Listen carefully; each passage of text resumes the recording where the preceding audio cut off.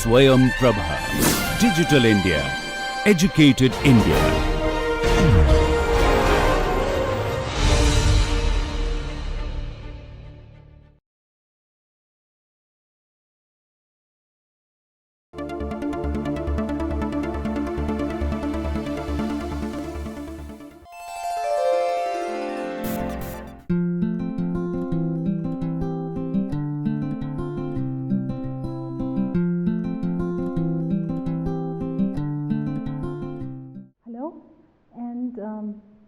Welcome to the second part of our discussion on Marxism. You will recall that we dealt with some of the important points of Marxism as a cultural theory in our last lecture, which was lecture 8 in the series of lectures on cultural studies. As you know, these lectures have been are being recorded under the National Program on Technology Enhanced Learning, and these courses are basically for the students of engineering and technology, and we are trying to bring to them some areas from the humanities and social sciences. But we also hope that some of these lectures that we are delivering under this program would also be helpful for students who are from the humanities and social sciences, at least to help them recapitulate some of the elementary and basic knowledge that we would do well to remember even as we move on to higher studies. So welcome then once again to this lecture on Marxism, and before that, let's do a quick recap. This is on what we did last time in the last lecture. We looked at this school of thought in the history of ideas known as historical materialism, and we said that Marxism as a cultural theory studies the structure and change, of societies. The questions that we can ask here are, for instance, how are societies organized and structured, and how do societies develop and change? So we look at both, the structure of society, of culture, as well as how these change, the reasons why these change at all. We looked at the school of thought that was, the reigning school of thought during Marx's time, and we said that it was idealism, and the best representative during those times was the philosopher Hegel. Idealism argued that our actions, are the result of abstract ideas, and ideas were seen as being independent of the material world, and the world itself was seen as a reflection of ideas, or the absolute spirit, as Hegel would have it. Next, we looked at the law of dialectics, as the law behind the movement, the change in history, and we saw that dialectics is defined as a development that repeats historical stages, but repeats them in a higher level, and resulting in a development that is not smooth, but a development by leaps, catastrophes, and revolutions.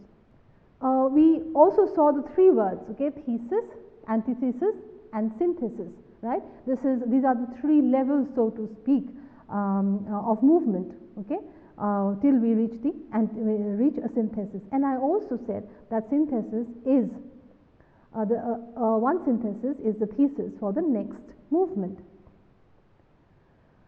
Well, In contrast to Hegelian idealism, we found that nature or matter and not ideas, okay, nature and matter or matter is held primarily, and instead of dialectical idealism, we found that Marx and Engels talked about dialectical materialism.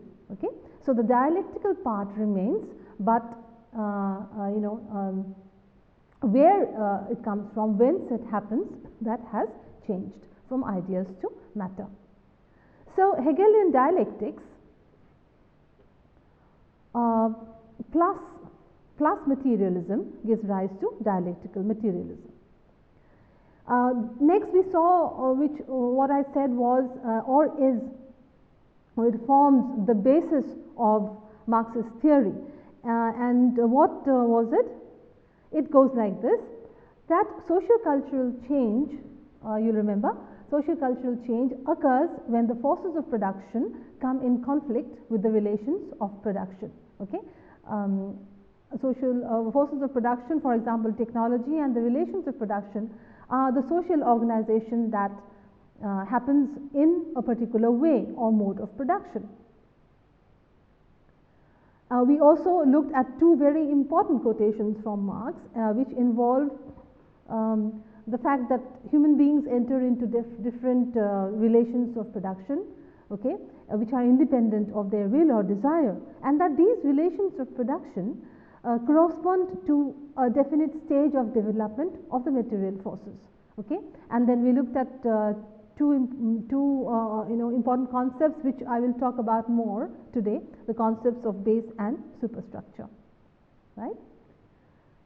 Well, then we also looked at this quotation from Marx.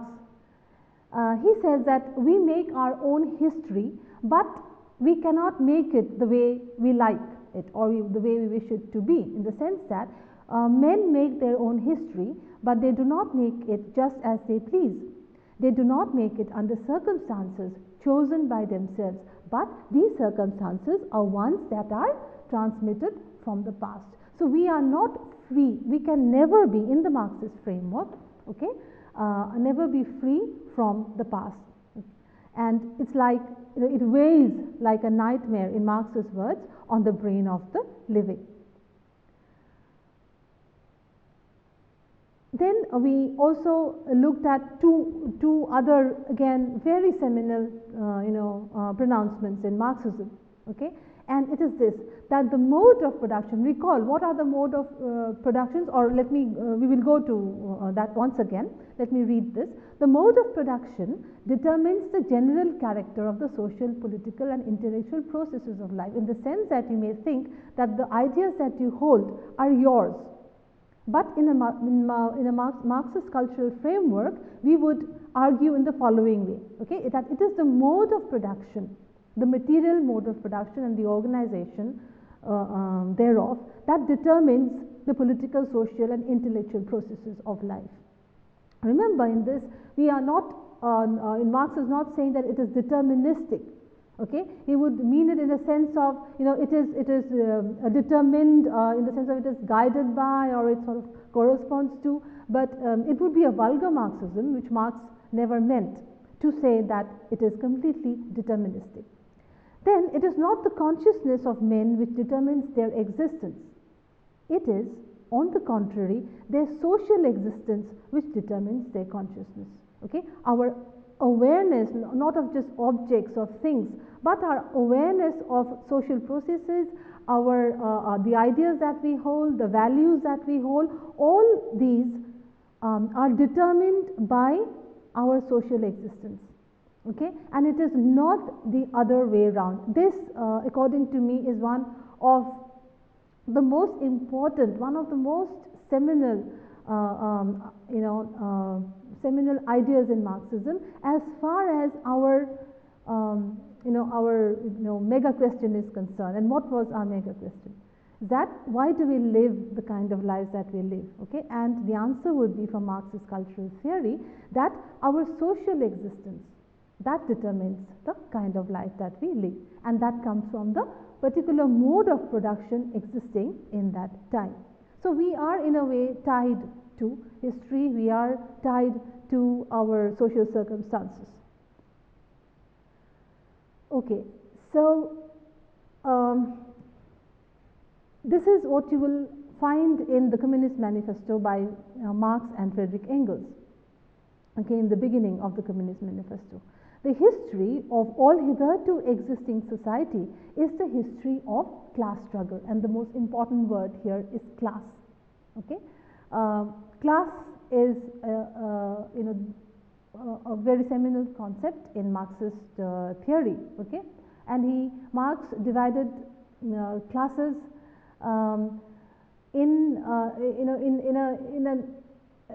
you could say two binaries. Okay, of those who owned the means of production and those who worked, right? For instance, you have the master and the slave in these are the two classes, okay, in a mode of production that was ancient slavery. Okay, so ancient slavery then would determine the social existence and thereon the consciousness, okay, of people. Then during feudalism, please look at the slide here. During feudalism, you had the overlord and the serf. Now, just before that, you had the master and the slave in a situation of ancient slavery. In feudalism, you had the overlord and the serf. In a capitalist system, you have the bourgeoisie and the proletariat, okay, or the capitalist and the laborer.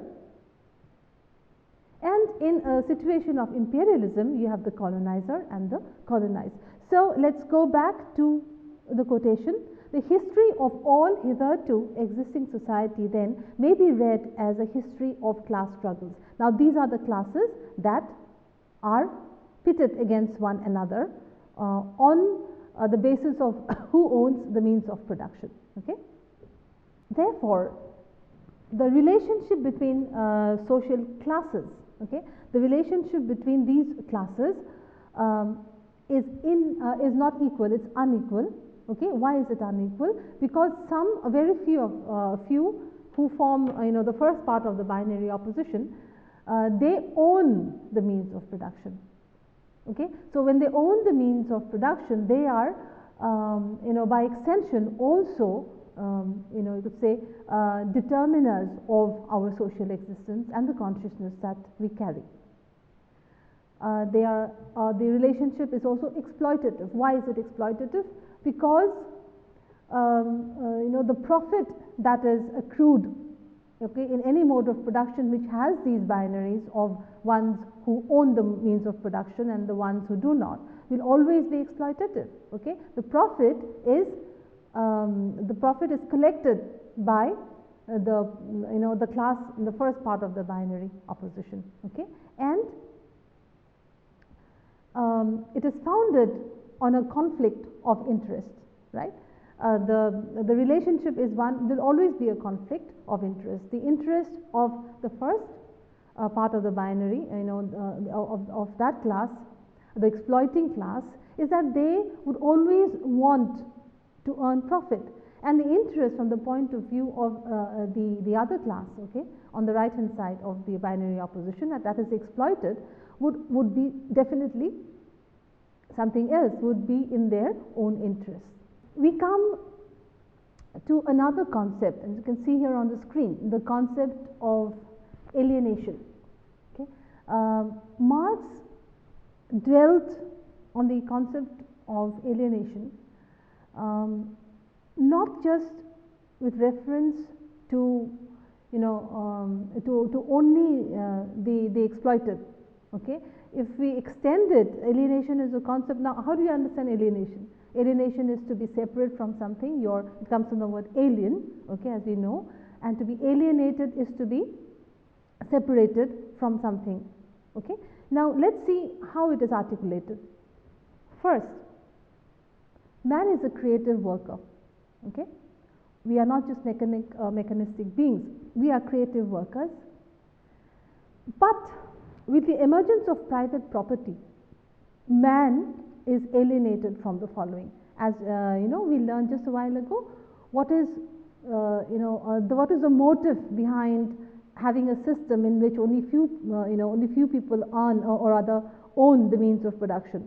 Obviously, it is private property. Okay, the accumulation of private property and the accumulation of a surplus which is not shared, okay, with the other half of the binary opposition. So, with the emergence of private property, man is alienated from the following. Okay, now in this case,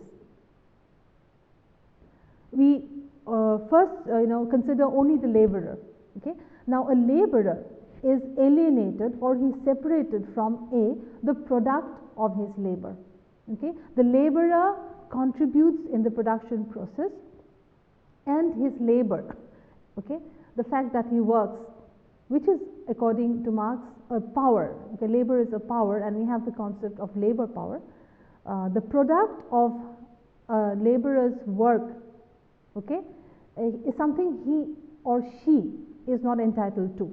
Okay, so in the first place, the laborer is alienated or separated from the very product, okay, that has come up because or owing to his or her labor. Second, the very act of producing, right? Man is separated or alienated from the very act of producing. Particularly when you consider assembly line production, for instance, factory production, for instance, what do we see? We see that it is in so many cases it is not a creative act. One is almost like a cog in a wheel or cog in a machine. Okay, where you're doing work that is repetitive, that is monotonous, boring, that does not really include a lot of creativity. Okay, so the very act of producing in a production process may be something that the laborer is something that the laborer is alienated from. Then third, the worker is alienated, okay, or separated from himself as a producer. Okay, in the whole production process, he is separated or alienated from the very fact that he or she is a producer. And finally, a laborer is alienated or separated from other producers, okay, from people who, his peers, his people who work with him, right, in the production process are separated. So we saw quickly again that man is a creative worker who is separated from the product, who is alienated, so to speak, in four different ways. A, from the product of his labor; B, from the act of producing; C, from himself as a producer; and D, from the other producers in the production process. Now, that is why the fact that the system is exploitative wherever there is this binary. Okay, the system is exploitative, and the theory of communism is then summed up in one sentence. Okay, abolish all private property. This is something that you may imagine, very difficult for some of you maybe to imagine a way of life in which there is no private property. Okay, but Marx and Engels and other Marxists argue that it is possible to have a sort of life that is like a commune, right, where you do not own private property. More about this a while later. Now, again, coming back to alienation, okay, which is a result of private property. Alienation degrades not just the workers. Now he says here, alienation degrades both the bourgeoisie, that is the capitalist class, and the proletariat, that is the laboring class. Okay, so it is something that happens to both classes. Whereas in the first go you may feel that it is only the laborer who is alienated in four different ways. Okay, but it is not so. Now, I'm quoting here from Marx: the propertied class and the class of the proletariat present the same human self-estrangement. The self-estrangement obviously is a synonym for alienation. So, both the class that owns the property and the class of the proletariat or the laborer, okay, they both are alienated. But the former class that is the propertied class, okay, or the class which owns the means of production. The former class feels at ease and strengthened in this self-estrangement. So, even they are alienated, the situation is such for that class that they feel strengthened by this self-estrangement or alienation. It recognizes estrangement as its own power. For them, being alienated, from the proletariat, being alienated in a couple of other ways, okay, as we saw, it is something that is to be celebrated. It is something that is for their own convenience. It is something that gives them power. Okay, this is how, even though both classes are alienated, there is a difference in how they perceive that alienation.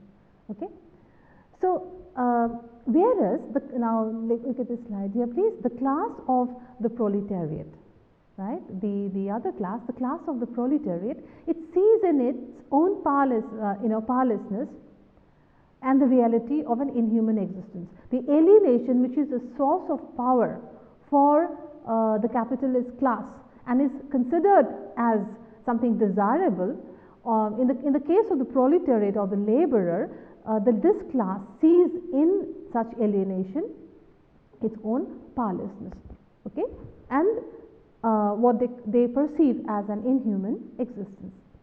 Now, within this antithesis, the private property owner is therefore the conservative side. Now, we would call them the conservatives. Okay, why? Because simply look at the word conservative. They want to conserve, they want to preserve how things are. They want to preserve the relations of production. They want to preserve the mode of production that is going on, simply because the alienation that happens, okay, only strengthens them and is a source of power. From the former arises the action of preserving the antithesis. But in the case of the latter, that is in the case of the proletariat or the laborer, okay, from the latter we have the action of annihilating it. Okay, therefore they are the progressive side. Now, you I'm sure you must have heard of these two terms, okay, which is which is the conservatives versus the progressives. Why are the proletariats known as the progressive and the capitalists known as the conservatives? Because, as I said earlier, in the first instance, they want to conserve the things as they are, the organization and the relations of production as they are.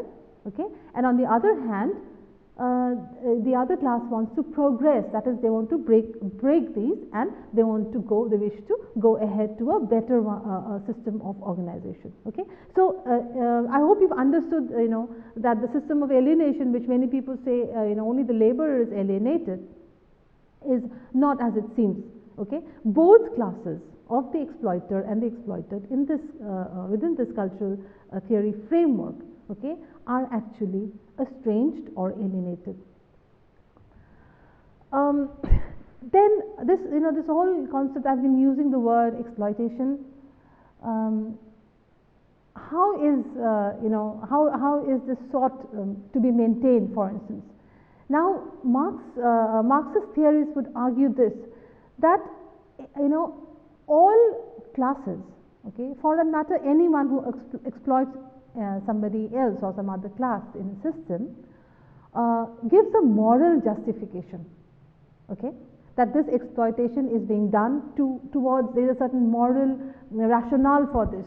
Okay, so there is always a moral justification of class rule, in that they would say something like this, that ours, if you look at the slide here, ours or our system is the highest, is the most natural form of social development. Okay, so we have reached a stage which is the best. So every era or every mode of production, okay, would for instance in ancient slavery also they would have said that ours is the best form of social development. Do you follow? Capitalism would say that ours is the highest, and most importantly that it is the most natural form. For instance, let's go back to a time when there was absolute monarchy, right? So in absolute monarchy, what was the justification of the rule of the monarch, of the king, the justification would be something like this, that the king rules because the rule of the king is the most natural form.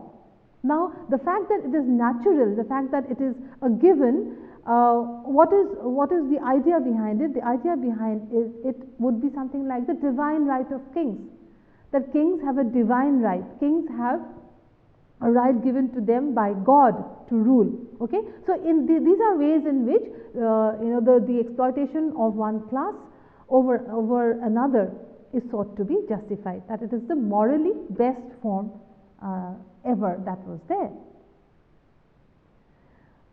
Then I would like to quote this beautiful passage from Marx. Political economy, okay, regards the proletarian like a horse. He must receive enough to enable him to work. It does not consider him during the time when he is not working as a human being. It leaves this to criminal law, doctors, religion, statistical tables, politics, and the beadle. Okay, so the worker is like a horse, and you don't have to give him or her a lot, just enough for him or her. Okay, the moral justification would be this. Okay, so it's like an animal. You will work, feed him or give him wages that are just enough for him to sustain himself and his or her family. Okay, so in Marx's works, when you read Das Kapital, for instance, one is so struck by the images that he uses, the metaphors. There's so many resonances from literary works, for instance, that many have said that Das Kapital is like poetry. Okay, it is not just a dry piece of work. There's so many allusions, and as you know, Marx was so widely read, right? So you in so many chapters you find passages that are so poetic. Then, just a while ago we were talking about social existence and how social existence determines our consciousness. And we looked at two concepts where one is the foundation of society, and the other is the social consciousness we have. We are going to work it out a bit more now, and we are going to give them particular names. And these terms are base and superstructure. There are two things here. Now let's go one by one. The first is the base. The base is what is the infrastructure or the economic base of society. The economic base of society comprises, broadly speaking, two things. Okay, you have an economic arrangement. Say, I work and I get paid for my work. Somebody pays me, right? So in that case, we have a certain kind of forces of production. We call the term forces of production and the relations of production. Okay, and what else do you recall? That society changes when these two come in conflict. In a structure where there is a foundation or there is a base, okay, this base comprises two things: the forces of production and the relations of production. Okay, for instance, in a mode of production, in a way of production that is feudal, for instance, okay, land becomes the most important force of production. And as far as the relations of production are concerned, it is marked by basically the two binaries of the lord or the owner of the land and the tenant or the serf, okay, who works on that. Over the base, okay, now this is really an architectural metaphor being used here. Over the base, there arises something called the superstructure.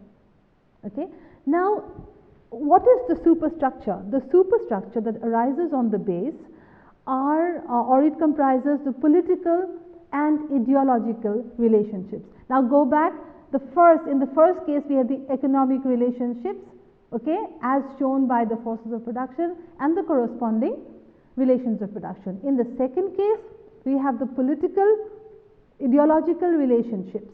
Okay, that is, the argument is the way in which you find the base, the situation in which you find the base, or the whatever characterizes the base. Okay, that is going to determine, though I would again hasten to say, not in a fully deterministic way, in a mechanical deterministic way that this absolutely causes, because it is a little more complex than that. Okay, it will give rise to certain political institutions, certain ideological relationships, right? Look at the next slide. Here, down here we have the base, okay, which, as I said, comprises relations of production and the forces of production. Now this base and the situation or the circumstances or the nature of the base will give rise to a certain superstructure. Now what have we here in the superstructure? In the superstructure we have the, for instance, legal system, we have family, we have education, religion, and finally consciousness. Okay, so these, the legal system, family, education, religion, these are what? These are political, ideological institutions, right? They give rise to certain relationships. Okay, now the legal system, family, education, and religion are not there in any given point of time in history, just like that, just on their own, right? Why do we have certain legal system? Why does the legal system itself develop or change? Why are there amendments made? Why are there changes in educational policy, for instance? Why does the family change? Okay, you know, for instance, we have the joint family now, and before that we had different kinds of family. Today we have, you know, the nuclear family, right? So the family system in education, again, for instance, which was very different in olden times. Okay, these are, so to speak, these are determined by the mode of production that is there in the base. So if it is a feudal system, then the laws would be, okay, laws would be owing to what is there in the base, owing to that particular mode of production. Okay, family, education, religion, all these will be determined by the mode of production in the base. And finally, our consciousness. Okay, our consciousness, which holds everything, what we think about, the values that we have, our awareness of things, our perceptions. Okay, that is also part of the superstructure. And this very consciousness which we think is our very own, our own ego, again, for instance, okay, that is our own subjectivity. More on subjectivity later on in the next module.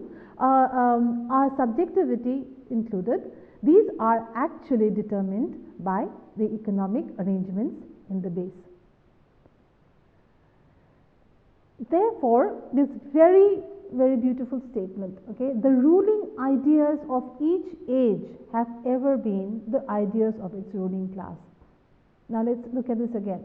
In every age there will be some ideas, okay, some beliefs, some values, some way of thinking, okay, which are the ruling, or another word for it, which are the dominant ideas. These ideas are held to be, so to speak, true. These ideas are held to be adhered to or subscribed to by everybody. So these are ideas that are reigning or ruling, so to speak, in a particular age. Now, where do these ideas come from? Now, you'll recall that in idealism, okay, Hegel would say that these ideas are the reflection of ideas that are emanating from the absolute spirit, or ideas that are emanating from something that is not related to the material world. Okay, Marxism or dialectical materialism or historical materialism would say that our ideas come from how our material lives are arranged, and these so-called dominant ideas are actually the ideas of the class that is in power during that time. What does it mean to say that? It means to say that the ideas that you and I hold, if we are not critical beings, if we don't think critically, if we simply consume ideas, we need to be careful because those ideas are serving the interest of somebody else. Okay, and whose interest? Serving the interest of the class that at the moment is in power, right? So this brings us to a term really, because we're talking about ideas here, okay? This brings us to a term which I would again look at more deeply some other time, okay, in probably the next module. However, we can just have a quick preview of it here. This term is ideology. Now, how do we define ideology? Ideology is defined as a set of ideas, okay, or it is defined as lenses, or also as maps of meaning. So ideology is a set of ideas, values, approach to the world, approach to reality that you and I hold. Okay, so you have a set of beliefs. For instance, we look at this slide. You have a set of beliefs about what the world is. Why is the world, or rather, I look at the world through these lenses. So I am, for instance, a materialist in the sense that I believe in Marxism. So I have a set of beliefs. Okay, I have a set of beliefs which makes me understand the world and everything in it as emanating from a certain economic base. Okay, or if I am a very religious person, then I own a different set of beliefs. My set of beliefs would be more like the idealists. I would argue that I look at the world and look at all my activities from the point of view of religion. I look at if something happens to me, I look at it as a punishment for something I did maybe in my last life, or something that I haven't followed the rules of religion, of the scriptures, and here is a God that has punished me. So these are also maps, and if you look at the slide here, the third meaning is, these are ideology refers to maps of meaning, how we make meaning out of our lives, okay? And how we make meaning out of our lives is conditioned by a set of beliefs. Now, this set of beliefs are again in turn conditioned by what? Conditioned by the base. Okay, so quickly let's again look back at that the architecture of the base and the superstructure. So my ideology would be a result of the relations of production and the forces of production, that is the mode of production that is going on, okay, which determines all these things from which arise my set of beliefs about the world.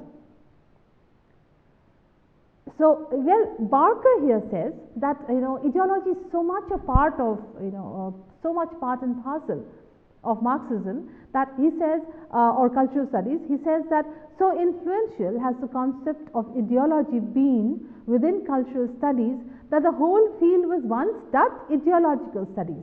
Okay, so cultural studies was once even called by somebody or some people ideological studies, a study of ideology. Okay.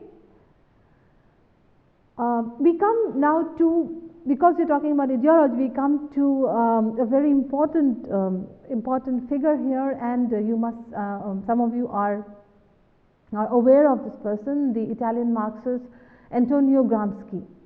Okay, his prison notebooks are among his most famous of his works. Okay, now with Gramsci, we come to the idea of ideology as being fleshed out, right?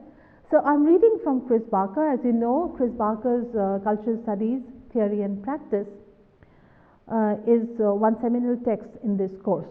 Okay, as far as the entire course is concerned. Every now and then, when I talk about in certain modules, I may take up a particular text. For instance, in evolutionary psychology or memetics, we took recourse to particular texts. But as a whole, if I were to pick a book that one can use in a cultural studies course or at this level, Barker's book would be a good choice. So for Gramsci, and I'm reading from Barker, from Gramsci, ideology is grasped as ideas, meanings and practices which, while they purport to be universal truths, are maps of meaning that support the power of particular social classes. Okay, I should hasten to add here, there are of course other books by Barker, and when you look at concepts, you could do well to look at the Sage Handbook of Cultural Studies, from which I think this I've taken this particular quotation from. Well, let's look at it again. For Gramsci, ideology is what? It's grasped as ideas, meanings and practices which, while they purport to be universal truths, are maps of meaning that support the power of particular social classes. So, even though the word ideology comes from the word idea or ideas, for Gramsci, ideology is not just idea or the thought in your head, okay, it's also the practices. Okay. So, next, here ideology is not separate. Now, this is the point.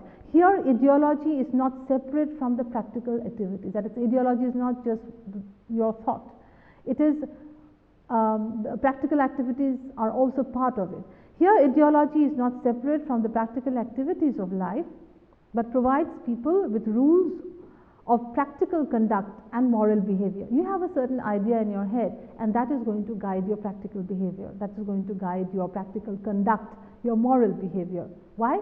You behave in a certain supposedly moral way because you hold that you have a framework in which some things are morally good and some things are morally unsound. So, let's look at this again. Ideology is understood to be both lived experience and a body of systematic ideas. Okay, then that's the beauty of this extension here, as I said, this fleshing out. Ideology is both lived experience and it is a body of systematic ideas whose role is to organize and bind together a block of diverse social elements. So, along with ideology, we come to another word here, which is the concept of hegemony. Okay, hegemony is usually understood when you read your history in your school. For instance, you may have come across words like hegemonic rule. For instance, there is this ruler here, okay, and then there's a hegemonic rule. He has hegemony over a certain territory. Now, we extend that to hegemony over the mind. Okay, rule over the mind, and unlike as it is understood in hegemonic territorial rule, in this case we say that hegemony, or a rule over our minds, so to speak, rule over our ideas, is not always something that has been forced into you. It is not something that is coercive. Okay, so look at this slide here, please. We have this concept of the first one, manufactured consent. Your consent, your agree, the fact that you agree to be in the system, okay, the fact that you agree to the with the ideas, the fact that you agree as to what is moral, immoral, etc., is your consent, the fact your agreement, so to speak, is one that has been manufactured. Okay, you may not be aware of it. Okay, but in ideology and hegemony studies, we say that our consent, so to speak, to a certain convention is one that has been manufactured. Manufactured then by what? Now look at the second point here. Manufactured by the processes of socialization. Okay, now what are the processes of socialization? First is the family. Okay, your family trains you to be a part of society. We are trained to be social beings. Okay, then next you go to school.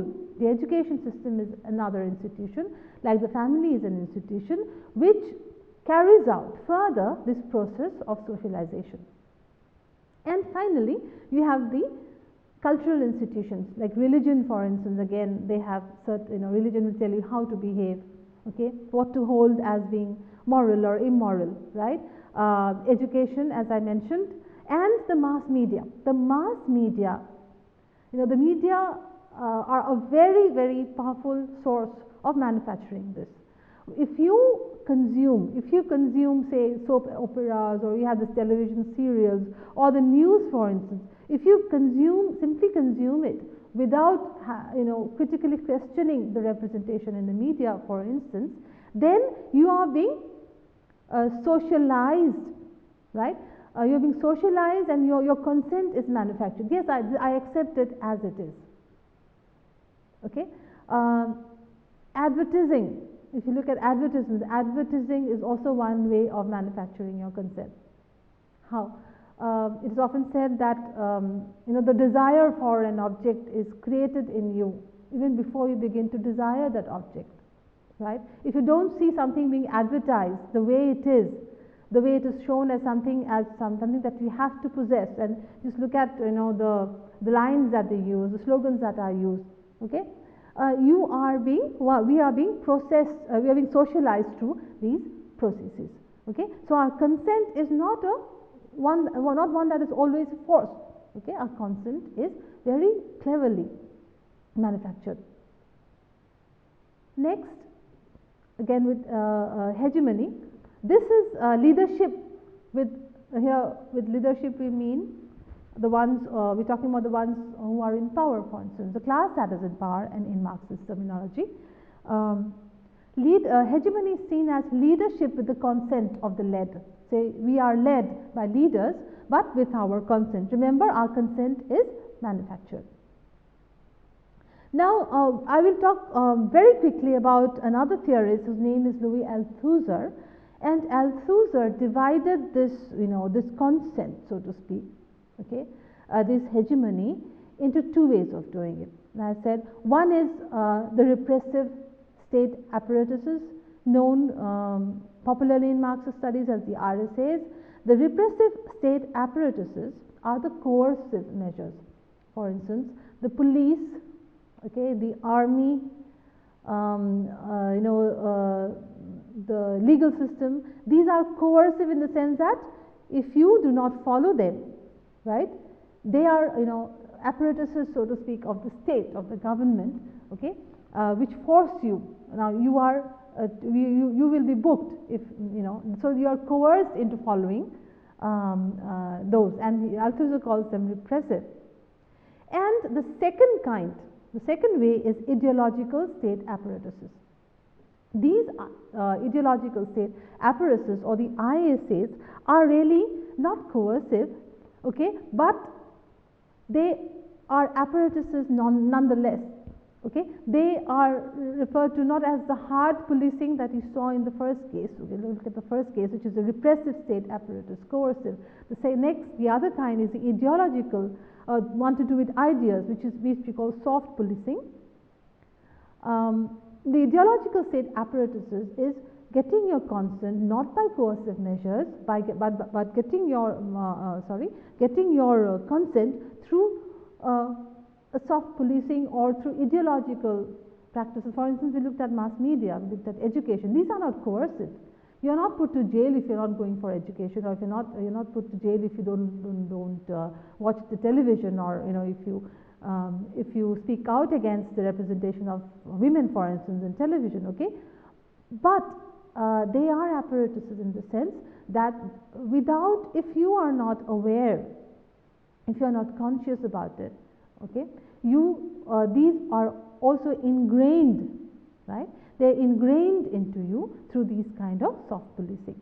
So Louis Althusser is the theorist that I happen to mention here. Okay, very quickly, of course. Well, now let's look at this slide. The cultural forms or products, okay, in various media, various kinds of media. The cultural forms or products are what? They are ways or modes of representation. Now, representation is another word where I'll devote maybe a lecture or two in the next module when we go to the key concepts. Okay, for now, it suffices to say that the various products that we see in the media. Now, here media means not just the television or the radio or newspapers. It also could mean literature is really media, or a performance. Performance in art or painting. These are media in the sense that they're medium, source of media, right? They are ways or modes of representation, and these representations, okay, it is held in Marxist cultural theory, these representations are there to serve the dominant classes. So,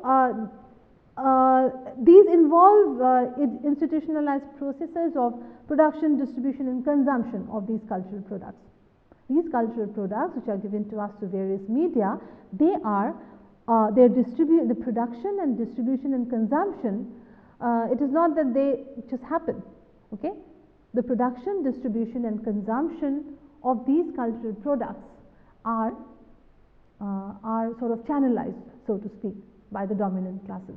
Censorship, for instance, is a case in point here. Okay, so whether you are allowed to consume a certain kind of art product, okay, and how it is distributed and what are the rules in its production in the first place, right? So look at the slide once again. Production, distribution and consumption of any cultural artifact or product, okay, these come to us via certain institutionalized processes. These institutionalized processes are part of they part of the base or the superstructure? They are a part of the superstructure. Therefore, in cultural studies, the whole in Marxist cultural studies, the whole concept of meaning formation is seen here, articulated as a tussle for meaning, okay, by where dominant groups give us ideologies or worldviews in a bid to maintain the status quo and for standardization, okay, so that everybody believes and believes in it and consumes the ideological and cultural products. Therefore, class and culture are intertwined. Bourgeois cultural forms, and we have proletarian culture. It's not that proletarians do not have their cultural forms, but this question of taste, what is in good taste and what is in bad taste, what is high culture, what is low culture, okay, it is determined by class concerns. Now, the state of communism, for instance, is seen as by Marx as a state in which there will be a situation in which each person would contribute to society according to his or her own ability, and to each would be given what he or she needs. I would like to quickly end with a quotation before I go on to one or two questions, which to me is something that is so beautifully put, again as you find in other cases in Marx. The way of life in communism as envisaged by Karl Marx is this: in communist society, where nobody has one exclusive sphere of activity but each can become accomplished in any branch he wishes, society regulates the general production and thus makes it possible for me to do one thing today and another tomorrow, to hunt in the morning, fish in the afternoon, rear cattle in the evening, criticize after dinner, just as I have a mind, without ever becoming hunter, fisherman, herdsman or critic. Now quickly let's go to the discussion. What is base and superstructure? What are base and superstructure? Base is the infrastructure of the economic base of a society, whereas superstructure is what arises over it, the political and ideological relationships. What is man alienated from in circumstances where private property is present? In the following way: from his labor, from the act of producing, from himself as a producer, and from other producers. What is ideology? Ideology may be defined as a set of beliefs or lenses or maps of meaning. What is hegemony? Hegemony is leadership with the consent of the led, and there are two types, as mentioned by Louis Althusser. These are the repressive state apparatus that are coercive, and the ideological state apparatus that are not coercive but they are soft policing, and they are policing nonetheless. Explain false consciousness. What is it to have false consciousness? False consciousness are institutional processes which lead to the misrecognition of our true nature and our social realities. For instance, the bourgeois has a false consciousness, and as well as the proletarian, if they do not realize that they are a class that are for itself. What, according to Marx, should philosophy do? According to Marx, the philosophers have only interpreted the world in various ways. The point, however, is to change it. Finally, name two goals of communism. The two goals of communism may be mentioned like this: to transform both the world and man's consciousness of the world, and to achieve a state of communism. And what was it? As we saw a while ago, a state in which each will give or contribute to society according to his or her own ability, and each will get from society what each of us needs. Okay, so we have come to the end of this lecture, and it is obvious that 2 lectures are simply not enough to bring Marxist cultural theory to you. However, my hope is that this is just a beginning and would lead you to the important works by Karl Marx and Friedrich Engels and the other Marxist critics who followed, and you will look at this as a theory that is so that is not just a theory to analyze our cultural lives. Okay, it is a theory, as Marx said, and we saw. It is a theory which also it urges us to go in for change, urges us to interpret the world, and at the same time to take up to act in a way in which we can make a system that is not exploitative. We can construct a system that is fair to one and all. Thank you.